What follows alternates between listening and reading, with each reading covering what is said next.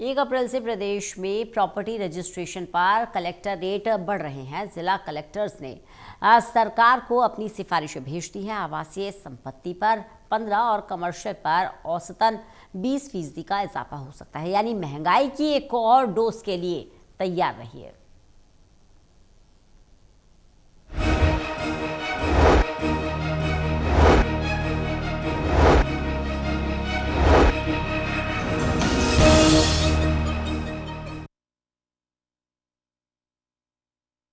हरियाणा में जैसा कि हर बार होता है 1 अप्रैल से कलेक्टर रेट बढ़ाए जाते हैं।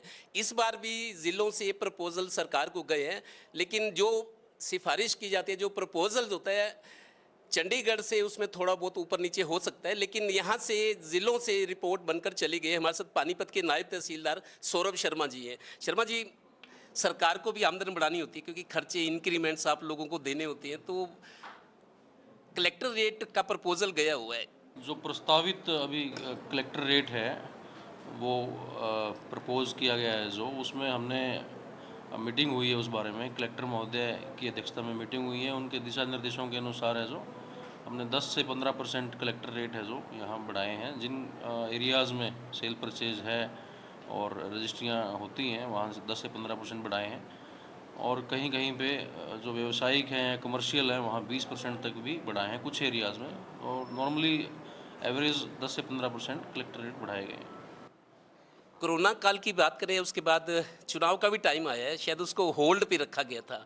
उसका भी कुछ असर इम्पैक्ट नज़र आ सकता है क्योंकि पहले बीच में छोड़ दिए गए, नहीं बढ़े थे। थोड़ा सा ज़्यादा बढ़ जाए या रूटीन के हिसाब से?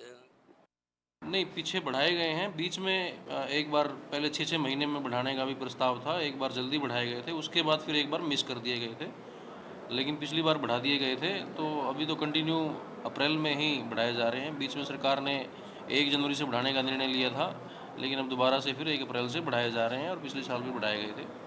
तो जो प्रॉपर्टी का जो रुझान है और जिस तरह से रजिस्ट्रेशन हो रहा है, तो उस हिसाब से ये जायज़ है। 10 से 15% हम बढ़ा रहे हैं। और इसके अलावा जो प्रॉपर्टी से जुड़े हुए लोग हैं तो उनकी भी हम फीडबैक लेते हैं। तो जो फीडबैक मिली है सभी लोगों से डिस्कशन उपरांत और जो मीटिंग में हुआ है उस अनुसार है जो रेट बढ़ाए गए हैं। आखिरी सवाल, युद्ध का इम्पैक्ट है हमारी अर्थव्यवस्था पे, व्यापार पे भी पड़ रहा है। आप चूंकि you mainly deal with property registration, जो रूटीन में होती थी या कुछ कम ज़्यादा है, लोग प्रॉपर्टी रजिस्ट्री करवा नहीं रहे या इंतज़ार कर रहे हैं या पैसे की तंगी है, क्या इम्पैक्ट है अब? नहीं, रजिस्ट्रियों में ऐसा कोई इम्पैक्ट देखने को नहीं आ रहा, क्योंकि ये जो भी रजिस्ट्रियाँ हो रही हैं ये इनके एग्रीमेंट्स वगैरह या जो हैं वो काफ़ी पहले हो चुके होते हैं, 3-4-5 महीने पहले। वो कोई इम्पैक्ट इस तरह का अगर होगा तो वो नियर फ्यूचर में आएगा उसका इम्पैक्ट। अभी कोई इम्पैक्ट नहीं है। रजिस्ट्रियाँ काफ़ी संख्या में हो रही हैं, ठीक रजिस्ट्रियाँ हो रही हैं, जिस जो एवरेज हमारी है यहाँ पानीपत तहसील में होती हैं उसमें हो रही हैं।